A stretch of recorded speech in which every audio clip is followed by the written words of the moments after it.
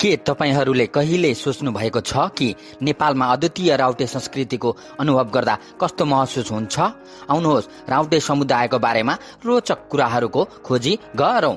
हिमालयको गहिराईमा त्यहाँ एउटा समुदाय छ जसले उनीहरूको वरिपरिको संसारको तीव्र आधुनिकीकरणका बावजुद पनि यसले आफ्नो अद्वितीय जीवनशैली र परम्पराहरूलाई संरक्षण गर्ने व्यवस्था गर्दछ।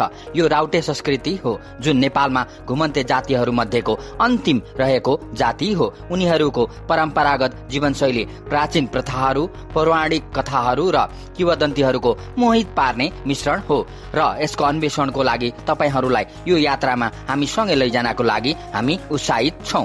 ऐतिहासिक रूपमा राउटे मानिसहरू विभिन्न स्थानहरूमा बसाई सर्दै आइरहेका छन्। शिकारीहरूको रूपमा केवल उनीहरूको सिपमा मात्रै भर पर्दै बाँच्नको लागि जम्मा हुने गर्दछन्। तिब्बतका उच्च भूभागहरूलाई उनीहरूको उत्पत्तिको स्थानको रूपमा लिन सकिन्छ र समय सँगसँगै उनीहरूले लचिलोपनको दह्रो भावना र ग्रहण गर्ने क्षमतालाई विकास गरेका छन्। आजको दिनमा नेपालमा त्यहाँ करिब 600 जना राउटे मानिसहरू मुख्य रूपमा मध्यपश्चिम क्षेत्रमा बसोबास गर्दछन्। राउटे भाषा एउटा अद्वितीय बोली हो जुन अझ पनि समुदायका सदस्यहरूबीच फराकिलो रूपमा बोल्ने गरिन्छ।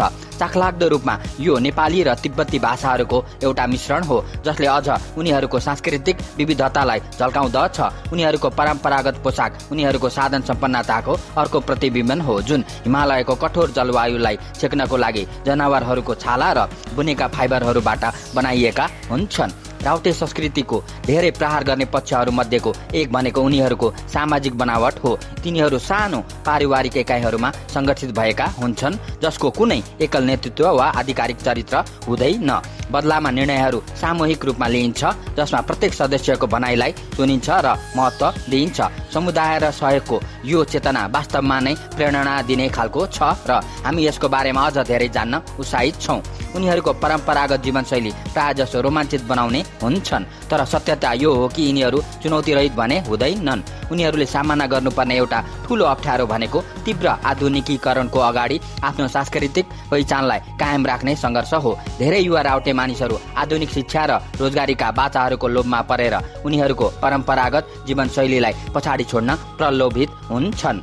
अर्कोतिर राउटे मानिसहरूले विगत वर्षहरूमा केही उल्लेखनीय दिगो अभ्यासहरूको विकास गरेका छन्। उदाहरणको लागि उनीहरू निपुण शिकारी छन् जसले जंगलको इकोसिस्टमलाई अछुन्न छोड्दै उनीहरूलाई जे आवश्यक पर्दछ त्यही मात्र लिने गर्दछन्। उनीहरू विभिन्न परम्परागत पद्धतिहरू जस्तै सुकाएर धुवाँ लगाएर कठोर जाडो महिनाहरूका लागि खानाहरू सुरक्षित गर्नको लागि खप्पिस छन्। यी दिगो अभ्यासहरू बाहेक राउटे मानिसहरूले आधुनिक समाजमा महत्त्वपूर्ण चुनौतीहरूको सामना गर्नु पर्दछ।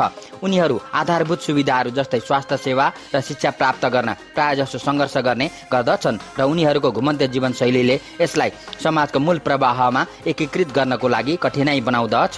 नतिजाको रूपमा तिनीहरू प्रायजसो सीमान्तकृत र व्यवस्था गरिएका हुन्छन् जसले गर्दा त्यसलाई सम्बोधन गर्नुपर्ने आवश्यकताको दबाव भइरहेको हुन्छ।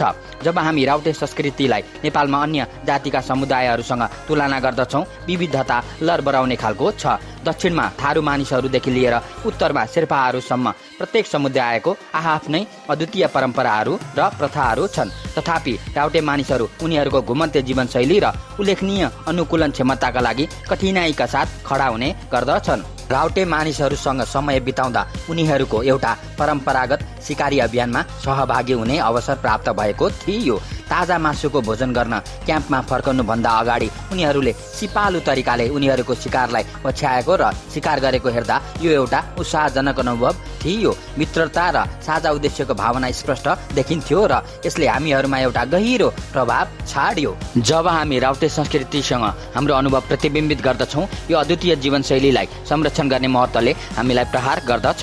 यो उनीहरूको परम्परालाई बचाउनका लागि मात्र होइन कि उनीहरूको सांस्कृतिक सम्पदा र दिगो अभ्यासबाट हामीहरूले सिक्न सक्ने शिक्षाको मूल्यलाई पहिचान गर्न पनि हो। राउटे संस्कृतिको बारेमा तपाईहरूको विचार के छ? कृपया तल कमेन्टहरूमा उल्लेख गर्नु होला र आउनुहोस् सांस्कृतिक विविधतालाई संरक्षण गर्ने महत्त्वको बारेमा एउटा बहस सुरु गरौँ। धन्यवाद।